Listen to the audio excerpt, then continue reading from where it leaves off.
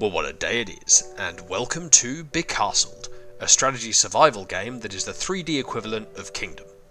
For those who don't know, Becastled is all about building a city and filling it with happy little rays of fucking sunshine called solar citizens, who are trying to survive the never-ending onslaught of who I call the Lunar Dudes, the much uglier and aggressive counterparts.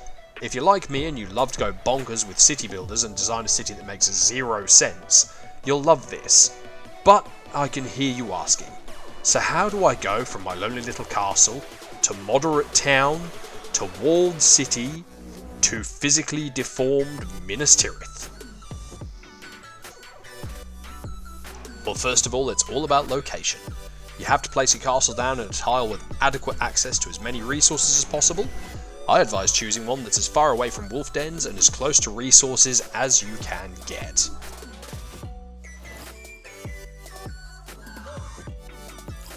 Once you've decided on a nice little spot to set up your forever home, the game is broken down into 4 very basic parts: buildings, resources, population, and combat.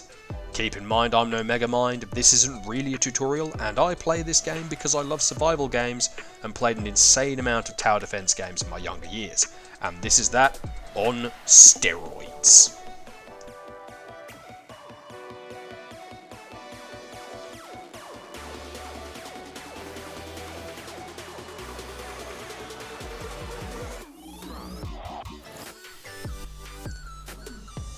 To break down my casual gamer descriptions, we'll start with buildings. This should be self-explanatory, and they're broken down into even more subsections. General for, well, the general shit. Resources? Do you need me to say? Military for all your combat needs. And decorations for... I don't know, I've actually never used them.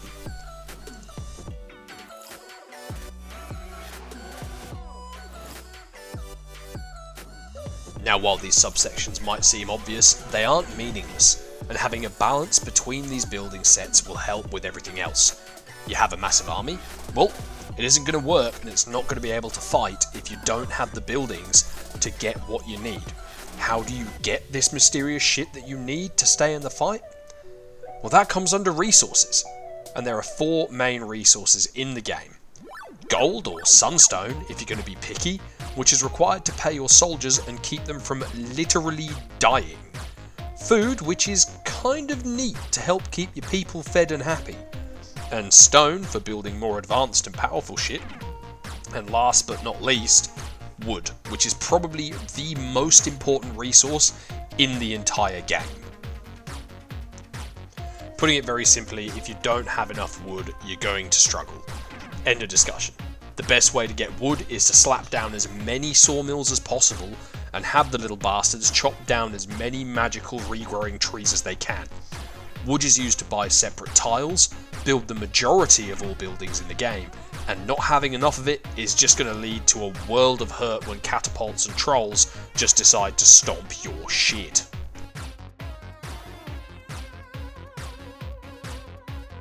The next question is, how do I collect these ever-important resources to fight these moonlit morons and keep them from demolishing all these buildings that I worked so hard to build?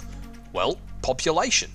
These sunny bastards gestate in the castle, and are only ready to appear under the right conditions. 1. You need space. To get space you need to build houses, but also collect wood to buy more tiles to create space for those houses. 2. You need food. Not having food is a bad time for anyone, and these jolly rays of sunshine are no different. 3. People need to be happy. These buggers aren't just going to waltz out if you give them a slum to live in. So how do we keep them happy? Well, you build shit. Things like taverns and markets are a great place to start, and the happier the people are, the faster they appear.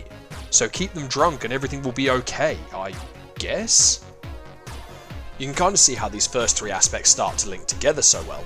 Your population isn't going to grow if there isn't enough space for buildings, but to get both the buildings and the space you need, you have to collect resources, and to collect resources more effectively and efficiently, you need more people, but to get more people, you require more space and more buildings. As you can see, it just keeps going round and round in circles. So that is something that's very important to consider when you begin building your little fortress on Becastled. Now last and by no means least, we have combat. So how does combat actually work in Becastled? Well, you have the whole day to sort all your shit out and move your army to defend yourself. But how do you know where the enemy's going to attack?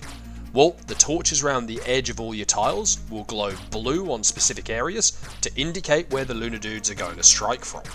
Keep in mind they aren't stupid and will attack exposed buildings if they can. As you survive each night, the waves get harder and harder, so be prepared for some serious butt clenching as you get later in the game. If you lose troops, don't panic. The yellow number next to your military population is the number of soldiers to be resurrected. Build a church and the priests will smack it until it spews forth your previously deceased soldiers.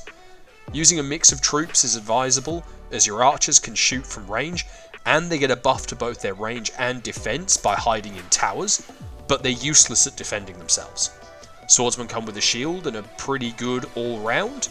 Your spearmen have a chance to stun enemies, but they don't do the most damage, and the knights, well, they will mercilessly exterminate anything with extreme prejudice that doesn't tickle them with a fucking feather. After surviving each night, you continue building and expanding as much as possible. Now I play on the unlimited setting, so I have no idea what will come down the track, but I'm certain the only thing waiting for me is pain and misery.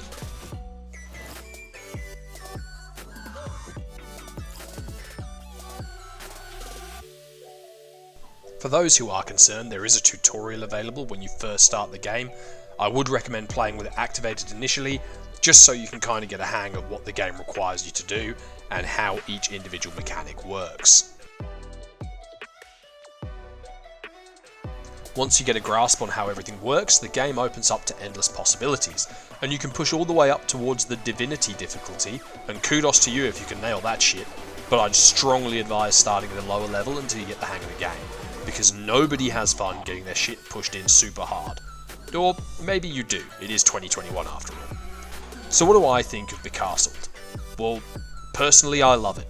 It's a great mix of everything a good strategy game needs. You have to manage your resources carefully and ensure your population doesn't stagnate. You can build whatever city your heart desires, and hell, they even have tower-mounted ballista. How can I not enjoy this game? To anyone looking into potentially buying Becastled, I definitely recommend it. Keep in mind it's still early access, so there are glitches and bugs.